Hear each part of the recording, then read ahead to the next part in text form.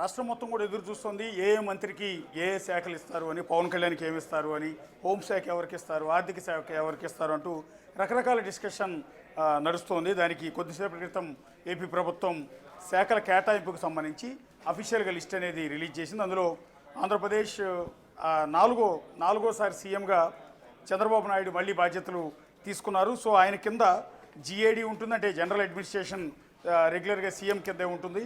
Law and order కూడా సీఎంకు ఉండే ఆనవాయితీ 2004 రాజశేఖర రెడ్డి సీఎం అయిన దగ్గర నుంచి ఉంది. బేసిక్గా home and law and order రెండూ కలిపి హోమ్ మినిస్టర్ దగ్గర గతంలో ఉండేవి.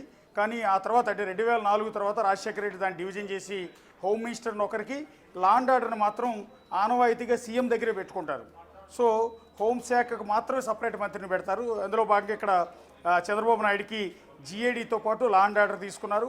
అలాగే public enterprises and all other portfolios not allocated to ministers, అంటే ఏ మంత్రులకైతే శాఖలు కేటాయించకుండా ఖాళీగా ఉంటాయో ఆ శాఖలన్నిటికీ కూడా ముఖ్యమంత్రి మంత్రిగా వ్యవహరిస్తారు అనేది అక్కడ క్లియర్గా మెన్షన్ చేశారు. రెండోది, అందరూ ఎక్స్పెక్ట్ చేసింది, జనసేన పార్టీ నేతలు ఎక్కువగా కోరుకున్నది పవన్ కళ్యాణ్ని డిప్యూటీ సీఎంగా చూడాలని. ఇందులో భాగంగా ఇక్కడ డిప్యూటీ సీఎంగా పవన్ కళ్యాణ్ ఉండబోతున్నారు. సో ఆల్రెడీ ఇప్పటికే ప్రమాణం కూడా చేశారు. గతంలో అంటే జగన్ సర్కార్లో 5 డిప్యూటీ సీఎంలు ఉన్నారు. కానీ చంద్రబాబు సర్కార్లో కేవలం ఒకే ఒక డిప్యూటీ సీఎంని పెట్టారు. అది కూడా కొణిదెల పవన్ కళ్యాణ్ని డిప్యూటీ సీఎంగా, అంటే చంద్రబాబు నాయుడు తర్వాతి స్థానాన్ని ఇక్కడ పవన్ కళ్యాణ్కి ఇచ్చినట్టుగా తెలుస్తుంది. ఆయనకి డిప్యూటీ సీఎంతో పాటు పంచాయతీరాజ్ శాఖ, ఇది గతంలో 2014-19 మధ్య నారా లోకేష్ కింద ఉండేది పంచాయతీ శాఖ అనేది. అట్లాగే rural development and rural water supply, గ్రామీణాభివృద్ధి, గ్రామీణ నీటిపారుదల, ఈ 2 శాఖలు కూడా ఆయనకి ఇచ్చారు. అట్లాగే environment, forest, science and technology, చాలా కీలకమైన శాఖలన్నింటినీ కూడా పవన్ కళ్యాణ్కి అంటే డిప్యూటీ సీఎంకి కేటాయించడం జరిగింది. ఇందులో కీలకమైంది పంచాయతీ రాజ్. రాష్ట్రం మొత్తం గ్రామీణ ప్రాంతాల మొత్తానికి సంబంధించి ఆయన చేతుల్లోనే ఉండబోతున్నాయి. ఆయా గ్రామాల అభివృద్ధి మొత్తం కూడా పవన్ కళ్యాణ్ చేతిలో ఉండబోతుంది. రూరల్ డెవలప్మెంట్ కూడా ఆయన కిందే ఉంది. రూరల్ వాటర్ సప్లై ఆయన కిందే ఉంది.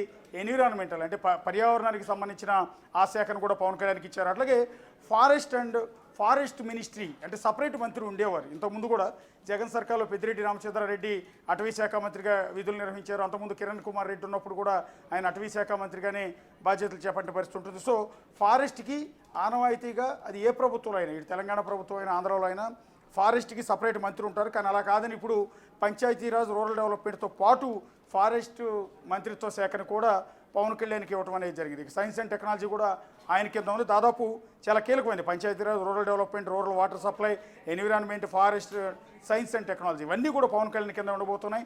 ఇక Nara Lokesh human resources development and IT, electronics, communications, RTG ఇవన్నీ కూడా తీసుకున్నారు. గతంలో నారా లోకేష్ కింద అంటే 2014-2019 మధ్య ఎమ్మెల్సీగా బాధ్యతలు చేపట్టి ఆ తర్వాత ఆయన పంచాయతీరాజ్ శాఖ మంత్రిగాను అండ్ ఐటీ శాఖ మంత్రిగా 2 బాధ్యతలు కూడా నిర్వహించారు. కానీ ఇప్పుడు పంచాయతీరాజ్ని పవన్ కళ్యాణ్కి ఇచ్చి ఐటీ శాఖని అండ్ హ్యూమన్ రిసోర్సెస్ డెవలప్మెంట్ని రెండింటిని కూడా నారా లోకేష్ తన దగ్గరకు ఉండవున్నారు. ఎందుకంటే గతంలో కూడా ఐటీ శాఖ మంత్రిగా ఆంధ్రప్రదేశ్కి అనేక ఐటీ కంపెనీలు తీసుకొచ్చిన పరిస్థితి ఉంది కాబట్టి, ఐటీ మీద పట్టుంది కాబట్టి, సో అదే నారా లోకేష్కి మరొకసారి ఐటీ శాఖ మంత్రిగానే బాధ్యతలు ఇవ్వడం అనేది జరిగింది. ఇక కింజరాపు అచ్చెన్నాయుడు అగ్రికల్చర్, వ్యవసాయం అత్యంత కీలకమైన పోస్టు. రైతులకు సంబంధించిన ప్రతి అంశం ఆయన దగ్గరే ఉంటుంది. Cooperation, marketing, animal husbandry, dairy development and fisheries ఇవన్నీ కూడా ఆయన కింద ఉన్నాయి. గతంలో 2014-19 మధ్య సోమిరెడ్డి చంద్రమోహన్ రెడ్డికి ఈ వ్యవసాయ శాఖ ఇవ్వటం